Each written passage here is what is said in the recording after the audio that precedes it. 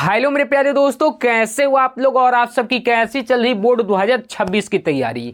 मैं उम्मीद करता हूं आप सभी बहुत अच्छे होंगे और बड़ी ही बेहतरीन तरीके से अपने 2026 के बोर्ड एग्जाम की आप प्रिपरेशन कर रहे होंगे। आज की वीडियो में हम 2026 के बोर्ड एग्जाम के लिए लेकर आ चुके हैं कक्षा 10वीं हिंदी के लिए सभी महत्वपूर्ण जीवन परिचय। और आज की वीडियो में हम जीवन परिचय का खेल खत्म कर डालेंगे।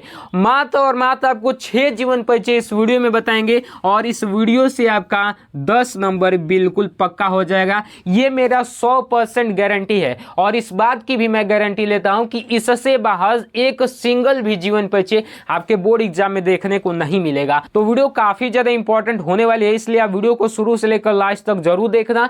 चलिए हम वीडियो को स्टार्ट कर देते हैं। तो चलिए हम सबसे पहले देख लेते हैं महत्वपूर्ण लेखक परिचय और उसके बाद ही हम देख लेंगे महत्वपूर्ण कवि परिचय। तो सबसे पहले देखो, लेखक परिचय में 3 लेखक परिचय आपको जरूर से तैयार कर लेने हैं। सबसे पहला है आचार्य रामचंद्र शुक्ल जी का, और दूसरा है डॉक्टर राजेंद्र प्रसाद जी का, और तीसरा आपका है जयशंकर प्रसाद जी का। इसको आप एक्स्ट्रा में रख सकते हो, इसको नहीं भी याद करोगे तो भी चल जाएगा, ठीक है। तो आइए सबसे पहले देख लेते हैं हम आचार्य रामचंद्र शुक्ल जी का।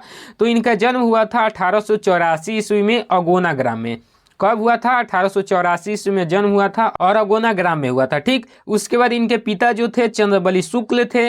अब यहाँ पर इनकी माता का नाम जो था नंदनी देवी था और इनकी मृत्यु 1941 ईस्वी में वाराणसी में हुई और रचनाएं इनकी है चिंतामणि और रश्मिमांसा। बस उसके बाद यहाँ पर देखो डॉक्टर राजेंद्र प्रसाद जी का। तो इनका जो जन्म हुआ था 1884 ईस्वी में जीरादेई ग्राम में हुआ था, ठीक। इनके पिता का नाम था महादेव सहाय और इनकी माता का नाम था कमलेश्वरी देवी और इनकी मृत्यु जो हुई थी 1963 ईस्वी में पटना में बिहार में हुई थी। अब इनकी रचनाएं देख लो, बापू के साथ और आत्मकथा। ये 2 रचनाएं याद कर लेना, बोर्ड एग्जाम में एक ही कहने को आता है, मतलब लिखने को आता है, ठीक है।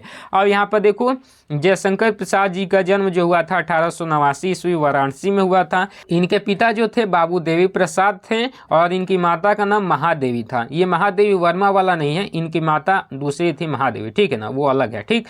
अब यहाँ पर देखो मृत्यु इनकी हुई थी 1937 ईस्वी में वाराणसी में और इनकी रचनाएं जो हैं कमायनी, आंसू, झरना, लहर, ये भी हैं, ठीक है। अब यहाँ पर देखो, यहाँ पर रामधारी सिंह दिनकर जी का।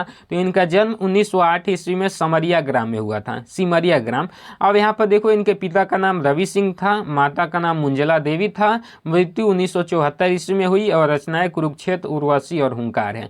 मतलब इसको एक्स्ट्रा में आप याद कर सकते हो, नहीं भी याद करोगे कोई भी दिक्कत नहीं, केवल इन 3 को याद कर लो। 1000% की गारंटी देता हूँ कि इन तीनों से बाहर एक भी नहीं आएगा, ठीक है।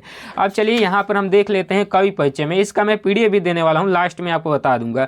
यहाँ पर देखो कवि परिचय में सबसे पहले यहाँ पर तुलसीदास जी का याद कर लो। तो जन्म हुआ था 1532 ईस्वी में और राजापुर ग्राम में हुआ था, ठीक। इनके पिता का नाम था आत्माराम दुबे, माता का नाम था हुलसी देवी और इनकी मृत्यु जो हुई थी 1623 ईस्वी वाराणसी में और इनकी रचनाएं हैं कि कवितावली और दुहावली। बस इतना याद कर लो। उसके बाद यहाँ पर देखो सूरदास जी का। इनका जन्म 1478 ईस्वी में रुनकता ग्राम में हुआ था।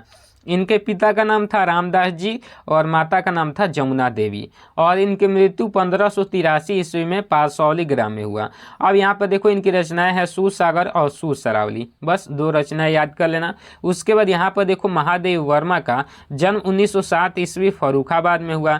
इनके पिता जो है गोविंद प्रसाद वर्मा हैं और इनकी माता जो है हेमरानी देवी हैं और मृत्यु 1987 ईस्वी में हुई और रचनाएं दीपशिखा और यामा हैं। बस 2 रचनाएं याद कर लो।